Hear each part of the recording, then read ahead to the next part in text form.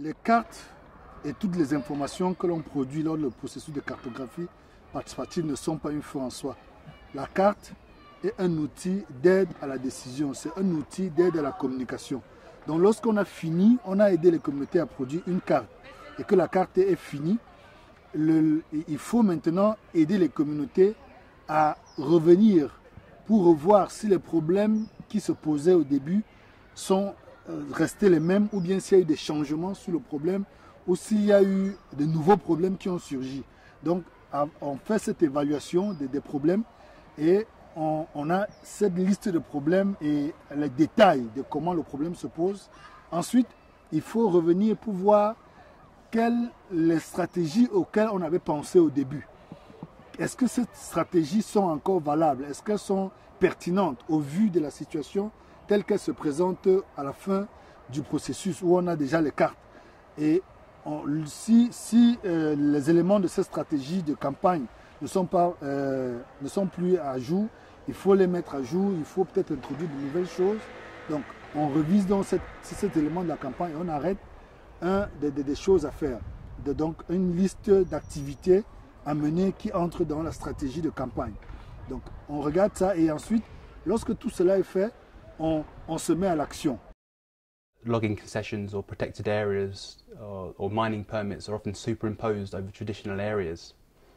With participatory mapping, communities can help bring their claims to the forest to the table and use this as a negotiation tool to ensure that their areas are included in zoning plans. It's also a very useful way of ensuring that communities are able to have community managed areas in the forest. So for example, maps can be used as a basis to support claims for community managed forests or community based protected areas.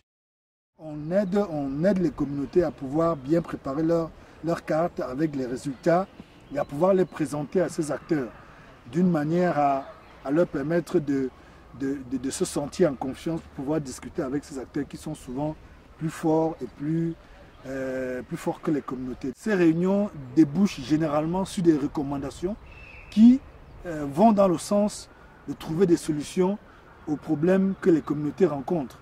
On peut aussi, dans des cas extrêmes où véritablement la situation est assez, où les acteurs en face ne sont pas disposés à rencontrer les communautés, on peut être amené à aider les communautés à préparer des cas à soumettre, par exemple en justice. On peut être amené à aider les communautés à faire ce qu'on appelle des lettres ouvertes, dans lesquelles ils décrivent leurs problèmes et ils illustrent avec les cartes et toutes les données qui ont été collectées pendant le processus de cartographie. In schemes such as RED, that's reducing emissions from deforestation and degradation. There's a danger at the moment that the discussions between industrialised countries and developing forested countries are developing without any real consultation of the people that actually depend on the forest. This presents a number of dangers for forest communities. That again, their land may be taken over and they will not see the benefits of RED.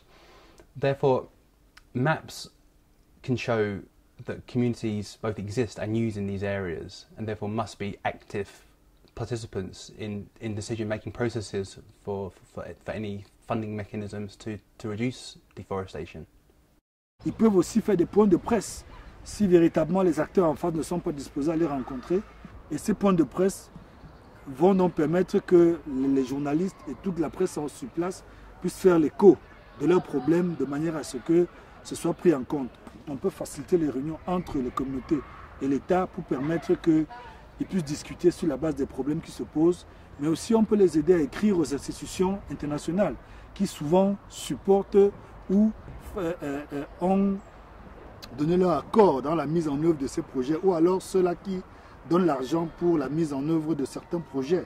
Ça peut être un projet de route qui affecte des communautés et ce projet de route est financé par exemple par une grosse banque internationale ou par un gros bailleur de fonds. Donc on peut aider la communauté à préparer ça comme une plainte qu'elle soumet à cette institution pour lui dire que le projet que vous êtes en train de financer est en train va affecter notre vie de cette manière et de cette manière. Et il faut prendre des mesures de compensation pour nous aider à faire face à la situation telle qui se présente. Donc, il y a beaucoup d'opportunités qui s'ouvrent lorsque la carte est déjà produite.